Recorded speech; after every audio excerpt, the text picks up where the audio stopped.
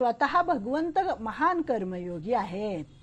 या श्लोकांमधून भगवंतांनी मी अवतार घेऊन कर्मे का करीत राहिलो आहे याचे रहस्यच उलगडून दाखवलेलं आहे.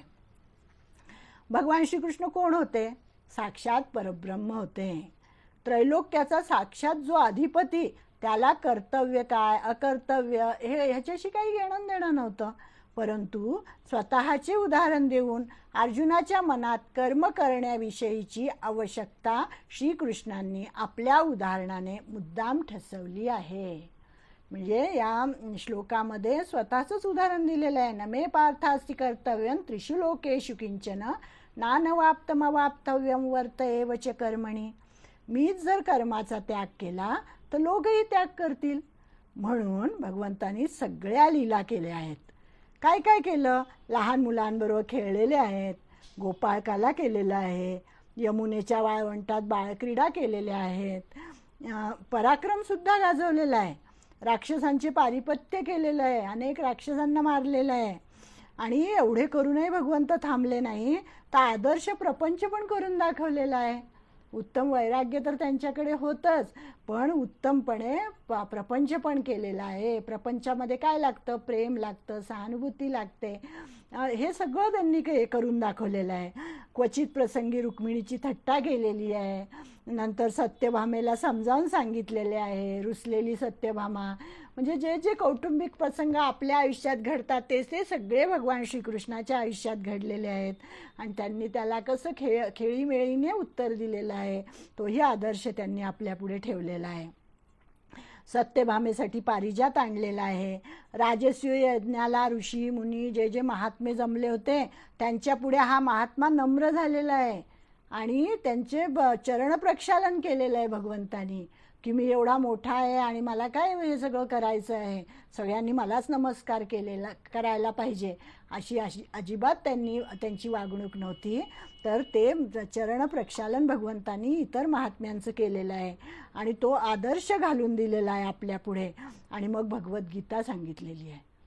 भगवद्गीता काय एकदम पहिल्यांदाच नाही सांगितली, तर सगळं आचरण करून दाखवलेलं आहे. नंतर भगवद्गीता सांगितली. राजसूय यज्ञामध्ये भगवंतांनी अनेक कामे अनेकांना वाटून दिली आणि स्वतःकडे कोणते काम घेतले? तर साधूजनांचे चरण प्रक्षालन करण्याचे काम घेतलेलं आहे स्वतःकडे. आणि हा मार्ग भगवंतांनी अनुसरलेला आहे. त्यांनी घोडे चालवले, सारथ्य केले, अर्जुनाच्या घोड्यांना खरारा केलेला आहे. म्हणजे कुठलंही काम हलकं नाही, कुठलंही काम श्रेष्ठ नाही. माझ्या समोर जे काम आलेलं आहे ते काम मी उत्तम प्रकारे करीन, हा कर्मयोगच त्यांनी आचरून दाखवलेला आहे. आणि मग गीता सांगितली आणि या मार्गाने तुम्ही जा असं सांगितलेलं आहे. आणि त्यांच्या वचनाचा परिणाम आपल्यावर का झाला? कारण त्यांनी स्वतः आचरण केलेलं आहे, नंतर आपल्याला सांगितलेलं आहे. म्हणजे येथ वडील जे जे करीती तया नाम धर्मू ठेविती तेची येर अनुष्ठिती सामान्य सकळ, अशी ज्ञानेश्वरीमध्ये ओवी आहे की जे जे श्रेष्ठ जन आचरण करतात ते इतर सगळेजण त्याचंच अनुकरण करत असतात. म्हणजे भगवंत स्वतः सत्यसंकल्प आहेत, सत्यकाम आहेत, आप्तकाम आहेत. आणि हे सगळं असून सुद्धा त्यांना कुठलीही गोष्ट मिळवायची नव्हती, कुठलीही अप्राप्त नव्हती गोष्ट त्यांच्यासाठी. म्हणजे गृहस्थाची जशी घरावर सत्ता असते त्याप्रमाणे ब्रह्मांडाचा स्वामी असलेल्या भगवंताची ब्रह्मांडावर सत्ता होती. ब्रह्मांडावर कर्तुम अकर्तुम अन्यथा कर्तुम असं त्यांचं कर्तृत्व होतं भगवान श्रीकृष्णांचं. केवळ संकल्प मात्राने ते काहीही करू शकत होते, परंतु नाही, त्यांनी कर्म करून दाखवलेलं आहे. आणि त्यांच्याकडे गुण कुठले होते? षड्गुणैश्वर्य भगवान असं म्हणतात. 6 गुण त्यांच्याकडे: यश, श्री, औदार्य, ज्ञान, वैराग्य, ऐश्वर्य. आपल्याला 6 रिपू पाठ असतात, षड रिपू, काम, क्रोध, मद, मोह, हे आपल्याला पाठ असतात, मत्सर. परंतु कारण ते आपल्याला जास्त जवळचे वाटतात, परंतु गीता शिकल्यानंतर आपण षडगुण पाठ करून ठेवायला पाहिजे. आणि भगवंताला नमस्कार करताना त्याचे षडगुण आपल्याला आठवायला पाहिजे: यश, श्री, वैराग्य, ज्ञान, वैराग्य, ऐश्वर्य. प्रत्येक गुण एवढा मोठा आहे की मला नेहमी असं वाटतं की या गुणांवरच अभ्यास केला पाहिजे आपण, की भगवंताचं यश म्हणजे काय, भगवंताचं ऐश्वर म्हणजे काय. यश श्री आहे त्याच्याकडे. श्री म्हणजे काय, श्री म्हणजे काय फक्त धन पैसा असा नाही त्याचा अर्थ. श्रीचा अर्थ फार वेगळा सांगितलेला आहे. अष्टलक्ष्मी सांगितलेल्या आहेत बघा आपल्याला. ह्या सगळ्या धनलक्ष्मी त्याच्यातला एक भाग आहे. अशा अनेक प्रकारच्या लक्ष्मी आहेत. तर असा हा भगवान होता, षड्गुणेश्वरी भगवान होता. आणि आता त्यांना गुरु करण्याची काय बरं गरज होती, परंतु नाही, सांदीपनींच्या आश्रमात गेलेले, तिथे त्यांनी गुरुमंत्र घेतलेला आहे, शिक्षण घेतलेलं आहे. आणि गुरु सांदीपनींचा मृत पुत्र त्यांनी आणून दिलेला आहे, की त्यांना गुरुदक्षिणा दिलेली आहे. मग हे सगळं कशासाठी, तर लोकसंग्रह करण्यासाठी. म्हणजे लोकसंग्रहाचा केवढा मोठा अर्थ, सुंदर अर्थ इथे सांगितला आहे, की इतरांना सत्पथावरून चालण्याला प्रवृत्त करण्यासाठी भगवंतांनी सगुण अवतारात आपली कर्मे करून दाखवलेली आहेत. की माझ्या मागे सन्मार्ग काय असावा हे लोकांना कळावं, आणि तसे लोक आपल्या पाठीमागे तसंच आचरण त्यांनी केलं पाहिजे. आणि आपणच जर आचरण केलं नाही तर मग लोक काय करणार. म्हणून सगुण अवतार घेतलेला आहे, आणि त्या सगुण अवतारामध्ये येऊन कर्म केलेलं आहे. त्याचे रहस्य भगवंतांनी या ठिकाणी सांगितलंय की मम वर्तमानुवर्तन्ते मनुष्या पार्थ सर्वशः. या ओळीमध्ये त्यांनी आपल्याला यदि ह्यन्नवर्तेय जातु कर्मण्यतंद्रितः मम वर्तमानुवर्तन्ते. म्हणजे मी जसा वागेल, मी जसं आचरण करेल तसंच मनुष्या पार्थ सर्वशः, की सगळे लोक तसंच आचरण करतील. म्हणून भगवंतांनी हे सांगितलेलं आहे की सामान्य जन श्रेष्ठांचंच आचरण करतात. जे भूत जात सकळ असे आम्हाची आधीन केवळ, तरी न व्हावे बरळ म्हणून या. म्हणजे सर्व प्राणी समूह आमच्याच तंत्राने चालणार आहे, तेव्हा त्यांना आचरण करण्यासाठी म्हणून ही ओवी या ठिकाणी ज्ञानोबांनी लिहिलेली आहे. की म्हणून भगवंतांनी तसं आचरण करून दाखवलेलं आहे. म्हणजे कर्म न करणे हे अतिशय वाईट आहे. त्यांनी सांगितलं कर्म न करणे म्हणजे यज्ञ कर्म टाळणे होय, सृष्टीचक्राचा घात करणे होय. मागच्या वेळेस आपण सृष्टीचक्र पाहिलं की प्रत्येक जण प्रत्येकावर अवलंबून असतो. कोणीही स्वतः एकटा कुठलंही काम करू शकत नाही. त्यामुळे सृष्टीचक्राला फार महत्त्व आहे. आणि आपण जर योग्य कर्म, योग्य वाट्याला आलेलं कर्म केलं तर त्या सृष्टीचक्रामध्ये घोटाळा होत नाही. स्वधर्म विहित कर्म केले नाही तर काय होईल ते भगवंतांनी 24व्या श्लोकात सांगितलेलं आहे. की उत्सीदेयुरिमे लोका न कुर्याम कर्मचेदहम संकरस्य च कर्तास्याम उपहन्यामिमा प्रजाः. की वर्णसंकर होईल जर आम्ही आमचे कर्म व्यवस्थित केले नाही तर वर्णसंकर होण्याचा संभव असतो. म्हणून मग त्यांनी सांगितलंय, आणि त्यांनी सांगितलंय की कसं यद यदाचरती श्रेष्ठस, की आई वडील जर आळशी असतील तर मुलेही आळशीच होणार. आई वडील दुष्प्रवृत्त असतील तर मुलेही तशीच होणार. आई वडील कष्टाळू असतील, श्रद्धाळू असतील, सद्गुणी असतील, शिस्तप्रिय असतील तर मुलांमध्ये ते सर्व गुण उतरणारच. म्हणजे आधी आचरण करून दाखवलं आणि मग ते मुलांमध्ये आपोआपच येतं. नाही तर आजकाल ते उदाहरण नेहमी सांगतात की एक वडील होते आणि घरामध्ये बसलेले असतात आणि मुलगा काहीतरी शाळेमधून येतो आणि त्या मुलाच्या बॅगमध्ये 2-3 पेन्सिल असतात आणि वडील विचारतात की अरे ह्या पेन्सिली कुठून आणल्या, तर त्यांनी त्या शाळेतून चोरून आणलेल्या असतात. तर वडिलांनी आता या ठिकाणी त्याला सांगायला पाहिजे ना की नको, चोरी करू नको, असं तू कशाला आणल्या. तर वडील सांगतात की अरे तू कशाला शाळेमधनं आणल्या ह्या पेन्सिली, मी तुला ऑफिसमधनं आणून दिल्या असत्या ना. म्हणजे काय अर्थ झाला याचा, की मुलांनी चोरी करू नये हे सांगण्याच्या ऐवजी हे सांगताना मी ऑफिसमधनं आणल्या असत्या, म्हणजे काय झालं, ही चोरीच झाली ना. पण हे आपण स्वतः आचरण करायचं आणि मुलांपुढे आपण काय आदर्श ठेवतो याचं लोकांना भान नसतं आणि मग स्वतः खोटं बोलतात. मग मुलंही की अरे आपले बाबा असं म्हणतात मग आपणही असंच वागायला पाहिजे. म्हणजे ह्या ज्या छोट्या छोट्या गोष्टी असतात ह्याच्यातून आचरण हे किती महत्त्वाचं असतं आणि आपण जसं आचरण करत असतो तसंच मुलं आचरण करत असतात. म्हणून त्यांनी सांगितलं आहे की मोठ्यांनी घालून दिलेल्या मार्गावरून लहान चालत असतात. म्हणून नुसतं सांगून उपयोग नाही, तर आपण स्वतः तसं आचरण करून दाखवलं पाहिजे. भगवंतांनी जर कर्म केले नाही तर माणसे वाममार्गाला जातील. त्यांच्यासमोर भगवंतांनी आदर्श निर्माण केला आहे. हा आदर्श जर नसेल, श्रेष्ठ जन जर तसे वागत नसतील, तर मग काय होईल? कुलसंकर होईल, अधर्माचे प्राबल्य होईल आणि त्याचा परिणाम असा होईल की माणसे कुमार्गाला लागतील. आणि म्हणून ज्ञानी महापुरुषाने कर्म करून, लोकसंग्रह करून त्याची प्रेरणा इतरांना दिली पाहिजे. म्हणजे मला खूप आवडलं हे की लोकसंग्रहाचा खूप सुंदर अर्थ यांनी या ठिकाणी सांगितलेला आहे की कोणत्याही मनुष्याचे जीवन दुसऱ्याच्या सहाय्यते वाचून चालत नाही. हे पण आपण समजून वागायला पाहिजे की शरीर आपल्याला मातापित्यांपासून मिळतं, विद्या, योग्यता, शिक्षण गुरुजनांपासून मिळतं. जे अन्न आपण सेवन करतो ते दुसऱ्याकडूनच उत्पन्न केलेलं असतं. जे वस्त्र आपण वापरतो तेही दुसऱ्याकडून बनवलेलं असतं. ज्या निवासस्थानात आपण राहतो तेही दुसऱ्याकडून तयार केलेलं असतं. ज्या सडकेवर आपण चालतो ती दुसऱ्याकडून बनवली असते. म्हणजे आपलं कर्तृत्व काय आहे बघा ह्याच्यात. म्हणजे कर्मयोग किती छान त्यांनी सांगितलं आहे की कुठल्याही कर्माचं कर्तृत्व न घेता कर्म केलं पाहिजे. कारण ह्या सगळ्या गोष्टी ज्या आहेत त्या सगळ्या इतरांनी केलेल्या आहेत. माझं स्वतःचं योगदान काय आहे? मी स्वतः माझ्या वाट्याला कर्म करणं, एवढंच माझं योगदान त्या ठिकाणी आहे. म्हणजे किती छान सांगितलं की प्रत्येक मनुष्याचा जीवन निर्वाह दुसऱ्यावर अवलंबून आहे. म्हणून प्रत्येक मनुष्यावर दुसऱ्याचे ऋण आहे, जे फेडण्यासाठी यथाशक्ती दुसऱ्यांची निस्वार्थ भावाने सेवा करणे आवश्यक आहे. किती सुंदर. म्हणून ते पंचयज्ञ, मागच्या वेळेस आपण पंचयज्ञ पण बघितले होते की म्हणून ते पंचयज्ञ करायचे असतात.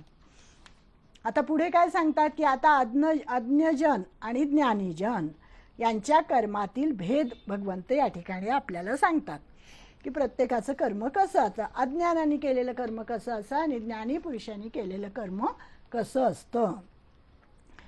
25 आणि 26 श्लोक. सक्ता कर्मण्य विद्वांसो यथा कुर्वन्ति भारत, कुर्याद् विद्वांस तथा सक्तश्चिकीर्षुर्लोकसंग्रहम्. न बुद्धिभेदाय जनयेद अज्ञानां कर्मसंगिनां, जोषयेत सर्व कर्माणि विद्वान्युक्तः समाचरन्. म्हणजे हे अर्जुना, कर्मामध्ये आसक्त असलेले अज्ञानी लोक जसे कर्म करतात तसेच अनासक्त होऊन लोकशिक्षणाची इच्छा बाळगणाऱ्या विद्वानानेही कर्म करावे. म्हणजे भगवान श्रीकृष्णांनी स्वतः दिलेलं आहे ना या ठिकाणी आचरण. आपल्याला सांगितलेलं आहे की त्यांना काहीही कर्तव्य राहिलेलं नव्हतं, काहीही मिळवायचं नव्हतं, परंतु त्यांनी ते कर्म करून दाखवलेलं आहे. म्हणजे ज्ञानीजनांनी असं कर्म करायला पाहिजे जरी त्यांना त्याची काही गरज वाटली नाही तरी. विवेकानंद आणि रामकृष्ण परमहंसांचं हेच सांगतात की विवेकानंदांना सुद्धा ज्ञानप्राप्ती झालेली होती आणि त्यांना असं वाटलं की नाही आता मला काहीही राहिलेलं नाही आहे माझं. परंतु रामकृष्ण परमहंसांनी सांगितलेलं आहे की तुला समाधी अवस्थेत जाता येणार नाही, तुला लोकांसाठी आदर्श घडवून द्यायचा आहे, तुला या समाजामध्ये अनेक बदल करायचे आहेत, त्यांना ज्ञान द्यायचं आहे, त्यामुळे तुला समाधी घेता येणार नाही. आणि म्हणून विवेकानंद बाहेर पडलेले आहेत आणि त्यांनी खूप मोठं कार्य आपल्या समाजापुढे आदर्श घालून देण्याचं केलेलं आहे. म्हणजे त्याप्रमाणे ज्ञानी पुरुषाने असे करणे जरूर आहे. कर्मामध्ये आसक्त असणाऱ्या अजाणांच्या बुद्धीत भ्रम अथवा कर्मात अश्रद्धा उत्पन्न करू नये की मला काय सगळं मिळालेलं आहे, मला काही करायची गरजच नाही आहे, असं जर बघितलं तर अज्ञानी लोकसुद्धा तसंच वागतील. त्यांना सुद्धा कर्माविषयी काहीही प्रेम वाटणार नाही, कर्म करावं असं वाटणार नाही. म्हणून त्यांनी सांगितलं आहे की लोकांचा बुद्धिभेद करू नये. बुद्धिभेद हा एक शब्द छान इथे आहे की परमेश्वर स्वरूपी स्थित होऊन सर्व कर्मे चांगल्या रीतीने करून त्या लोकांकडूनही तशीच करवून घ्यावीत. म्हणजे अज्ञानी आणि ज्ञानी यांच्या कर्मामध्ये काय फरक आहे किंवा अज्ञानी लोक कसे वागतात आणि ज्ञानी लोकांनी कसं वागायला पाहिजे ते या श्लोकामध्ये सांगितलेलं आहे. आणि जनसामान्यांचा बुद्धिभेद करू नये. ज्ञानेश्वर महाराजांनी सुद्धा या भूमिकेचं सुंदर वर्णन केलेलं आहे ज्ञानेश्वरीमध्ये. मी नेहमी सांगते ना की ज्ञानेश्वरी जी आहे ना ती सगळी गीतेवरचं भाष्यच आहे. म्हणजे गीता जर आपल्याला उत्तम प्रकारे कळावी असं वाटत असेल तर आपण ज्ञानेश्वरीचा पण अभ्यास केला पाहिजे. ज्ञानेश्वरीच्या एका ओवीचं एवढं 100 ओव्या त्यांनी, म्हणजे एका श्लोकाचं 100 ओव्यांमध्ये भाष्य केलेलं आहे. आणि त्याचा अर्थ आपल्या मामासाहेब दांडेकरांनी किंवा साखरे महाराजांनी मराठीमधून सांगितलेला आहे. तर खूप सुंदर ते आहे ज्ञानेश्वरी. तर या ठिकाणी त्यांनी ज्ञानेश्वरीमधलंच काही ओव्यांचा अर्थ सांगितलेला आहे की जनसामान्यांचा बुद्धिभेद करू नये. की फळाच्या आशेने काही लोक कामं करतात. कारण की आता आपण जे सर्वसामान्य लोक असतो हे फळ मिळाल्याशिवाय काम करतच नाही ना कुठलंही. म्हणून प्रत्येक श्लोकामध्ये बघ आपले जे प्रत्येक काय असतात स्तोत्र असतात त्या प्रत्येक स्तोत्रामध्ये शेवटी फलश्रुती सांगितलेली असते. धनधान्य विपुल सगळं ते आरोग्य, उत्तम आरोग्य, धनधान्य, समृद्धी एवढं सगळं मला मिळू दे. आणि ते किती ₹1.25 रुपयामध्ये किंवा ₹11 म्हणजे असं त्यांनी ती फलश्रुती प्रत्येक श्लोकाच्या स्तोत्रांच्या शेवटी असते. कारण ती फलश्रुती नसेल तर मनुष्य काही करणारच नाही. म्हणून त्यांनी आपल्याला ते मधाचं बोट लावलेलं आहे की तुम्हाला हे मिळणार आहे तर तुम्ही असं करा. म्हणून ते सांगतात की सुरुवातीला फळाच्या इच्छेने का होईना माणसाने कर्म हे केलंच पाहिजे. आणि मग हळूहळू ते कर्म करून करून करून त्याला त्या कर्मामध्ये एवढं नैपुण्य प्राप्त होतं की हळूहळू त्याची त्या कर्माच्या फळाबद्दल आसक्ती कमी होते. आणि मग फक्त कर्म करायचं आहे मला, फक्त माझा आदर्श कर्म मला करायचं आहे, फळ काय मिळो न मिळो अशी त्याची आपोआपच भावना होते, आपोआपच प्रवृत्ती होते. म्हणून हा कर्मयोग अशा पद्धतीने त्यांनी सांगितला आहे की फळाच्या आशेने करतोय ना कर्म काही हरकत नाही, करू दे. तितक्याच उत्सुकतेने फलाशा नसलेल्या लोकांनीही कर्म केले पाहिजेत. म्हणजे त्यांचे जे आदर्श आहेत त्यांनी सुद्धा तसंच कर्म केलं पाहिजे की त्यांच्याकडे पाहून मग याला वाटलं पाहिजे अरे हे जर असं कर्म करतात तर मला पण केलं पाहिजे. आणि म्हणून आपण लोकांमध्ये लोकबाह्य वागू नये. म्हणजे मोठ्या ज्ञानी लोकांसाठी हे सांगितलेलं आहे की तुम्ही त्यांच्यासारखंच कर्म करा. आणि त्याच्यासाठी त्यांनी उदाहरण कसं दिलं आहे की म्हणे तान्हं बालक असतं एखादं आणि त्याला मोठ्या कष्टाने आईच्या अंगावरचं दूध प्यावं लागतं आणि त्याला दूधच इतक्या कष्टाने प्यावं लागतं तर त्याला जर आपण पक्वान्न दिलं तर तो खाईल का बरं. तसं हे जे ज्ञानी लोक असतात, अज्ञानी लोक असतात, या अज्ञानी लोकांना कर्मच इतकं कष्टाने करावं लागतं तर त्यांच्यासमोर जेव्हा आपण नैष्कर्मता सांगितली तर त्यांच्या ती अजिबात पचनी पडणार नाही. म्हणून त्यांना उत्तम प्रकारे कर्म कसं करावं हेच सांगितलं पाहिजे. थट्टेनेही त्यांना उपदेश करू नये की कर्म सोडून द्या, ज्ञानप्राप्ती करा. भगवंतांनी हेच सांगितलं ना अर्जुनाला, कारण अर्जुन हा आपलंच प्रतिनिधित्व करणारा आहे मनुष्य जातीचं. त्यामुळे त्याला सांगितलेलं की बाबा कर्म कर, ज्ञान मिळालेलं आहे ते ठीक आहे पण ज्ञानी होऊन काही तुला समाधी अवस्था प्राप्त करून घ्यायची नाही आहे. कारण तू या समाजामध्ये राहतोय, समाजाचं प्रतिनिधित्व करतोय तर तुला युद्ध हे केलंच पाहिजे, कर्म हे केलंच पाहिजे. आणि म्हणून त्यांनी सांगितलं की त्यांच्याजवळ सत्कर्माची स्तुती करावी आणि सत्कर्माचे आचरण स्वतः करून दाखवावे. लोककल्याणासाठी जरी त्यांनी कर्माचे आचरण केले तरी कर्माचे बंधन काही त्यांना प्राप्त होत नाही. जे ज्ञानी लोक असतात त्यांना कर्माचं बंधन कधीही प्राप्त होत नाही कारण ती फलाशा ठेवून ते कर्म करतच नाही. ते फक्त लोकांना दाखवण्यासाठी आचरण उत्तम करण्यासाठी म्हणून कर्म करत असतात. मग या ठिकाणी त्यांनी असं सांगितलं आहे. आणि सगळीच माणसे काही ज्ञानसंपन्न नसतात त्यामुळे अज्ञजनांचा सामान्य जनांचा बुद्धिभेद कधीही करू नये. याला बुद्धिभेद करणं म्हणतात की एखादा माणूस जर उत्तम प्रकारे कर्म करत असेल तर त्याला नैष्कर्म्याचा उपदेश कधीही करू नये. ना तू करतोय ना कर, फलाशेनी करतोय का काही हरकत नाही, फलाशेनी कर पण कर्म हे केलंच पाहिजे. आणि हळूहळू मग ते कर्म कधीही टाकू नये, कर्म हे नेहमी करतच राहिलं पाहिजे. आणि ज्ञानी महात्मे कसे असतात तर त्यांचं कर्म हे निष्कामच असतं. त्यांनी ते कधीही कामना धरून केलेलंच नसतं. त्याबद्दल त्यांच्या मनात हर्षही नसतो, विषादही नसतो. स्वर्ग, पुत्र, धन या कशाचीही आसक्ती त्यांच्या मनामध्ये नसते. ज्ञानी पुरुषांनी त्यांच्यासारखी आसक्ती धरू नये, म्हणजे नाहीच, नसतेच त्यांच्या मनामध्ये.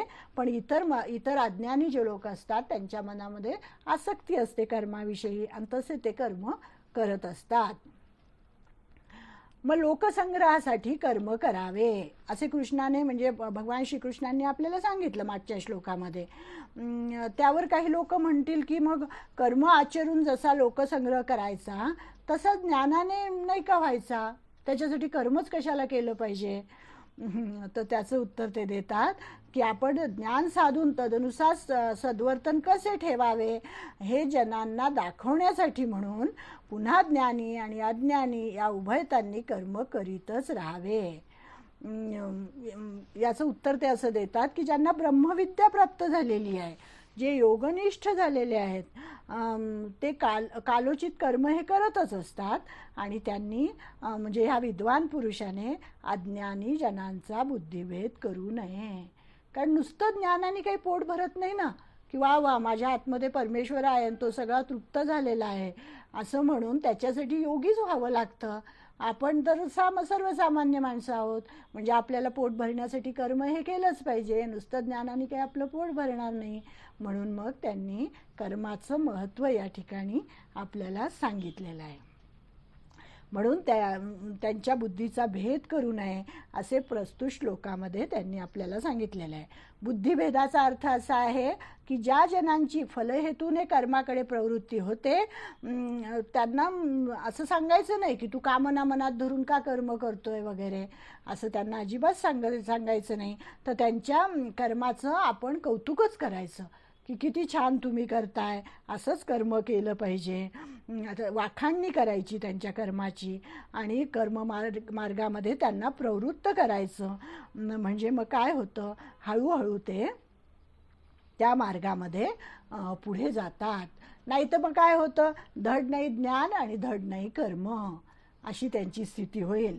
त्याच्यासाठी एक सुंदर दृष्टांत त्यांनी दिलेला आहे की कोल्ह्याचा दृष्टांत आहे की एक कोल्हा आहे म्हणे आणि त्याच्या तोंडामध्ये मांसाचा तुकडा आहे, म्हणजे त्याचं खाद्य त्याच्या तोंडामध्ये आहे आणि ते तोंडात धरून तो नदी तीरावरून चाललाय आणि त्या ठिकाणी त्याला एक मोठा मासा दिसला आणि तो मासा दिसल्यानंतर तो मासा धरण्याच्या आशेने त्याने आपल्या मुखातला मांसखंड भूमीवर ठेवला आणि मग ते त्याचं जे खाद्य होतं ते त्यांनी खाली ठेवलं, ते घारीने उचलून नेलं आणि इकडे तो खोल पाण्यामध्ये त्या माशाला पकडण्यासाठी गेला, तो मासाही निसटून गेला हातातून.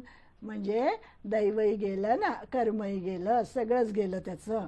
याप्रमाणे हेही नाही आणि तेही नाही अशी त्याची अवस्था झालेली आहे. म्हणजे अशीच गती अज्ञानी कर्मठाची होते. म्हणून त्याचा बुद्धिभेद कधी करू नये की तुम्ही जे कर्म करताय ते उत्तमच कर्म करताय आणि असंच कर्म केलं पाहिजे असं ज्ञानी लोकांनी त्यांना सांगायला पाहिजे. त्यांच्या कर्मयोगाला कर्ममार्गाला अनुमोदन द्यायला पाहिजे आणि हळूहळू मग युक्तियुक्तीने स्वतःच्या विचाराच्या व आचाराच्या योगाने त्यांना सत्य समजावून देण्याचा प्रयत्न करावा. म्हणजे ज्ञान हे तर श्रेष्ठ आहे, ज्ञानाच्या पलीकडे काहीच नाही आहे, शेवटची पायरी ज्ञान आहे. परंतु आधी कर्म करत करत ज्ञानापर्यंत जायचं आहे आणि ज्ञानी जरी झाला तरी सुद्धा तो कर्म सोडूच शकत नाही. म्हणजे ज्ञानापेक्षा कर्म श्रेष्ठ आहे असं त्यांनी सांगितलेलं आहे. कर्म करणाऱ्या अज्ञानी जनास अधिकार प्राप्त होण्यापूर्वीच जर ब्रह्मज्ञानाचा उपदेश केला तर मग ते काय होतं की एखाद्या आंधळ्याला विहिरीत लोटून दिल्यासारखं होतं की हेही नाही मिळत आणि तेही नाही मिळत. आणि म्हणून त्यांनी सांगितलं की अज्ञानी अर्धवट जाणत्या मनुष्याला हे सारे ब्रह्मरूपच आहे असे जो सांगतो तो त्याला महानरकाच्या जाळ्यात अडकवतो. म्हणून दुसरा अध्याय जो सांगितला ना, दुसऱ्या अध्यायामध्ये भगवंतांनी सगळं ज्ञान दिलेलं आहे आणि ते अर्जुनाच्या काही पचनी पडलेलं नाही आहे आणि म्हणून पुढे कर्मयोगाची प्रशंसा भगवंतांनी केलेली आहे ते ह्याच्याचसाठी की ते ज्ञान घेऊन करायचं काय, कर्म तर पुढे करायचंच होतं, त्याच्या पुढे एवढा मोठा तो युद्धाचा प्रसंग उभा राहिलेला होता आणि त्याला ते करणं क्रमप्राप्त होतं. आणि म्हणून भगवंतांनी त्याला अधिकार तैसा करू उपदेश असे संत नेहमी करत असतात, की ज्याचा जसा अधिकार आहे त्याला तसा उपदेश करत असतात. आणि म्हणून त्यांनी सांगितलंय की लोकसंग्रह करताना महात्म्याने अधिकार तैसा करू उपदेश हे सूत्र सांभाळले पाहिजे. ज्याचा जसा अधिकार आहे तसाच त्याला उपदेश केला पाहिजे. छान सांगितलं. आता 6 वाजलेले आहेत, मला वाटतं इथे थांबावं आपण.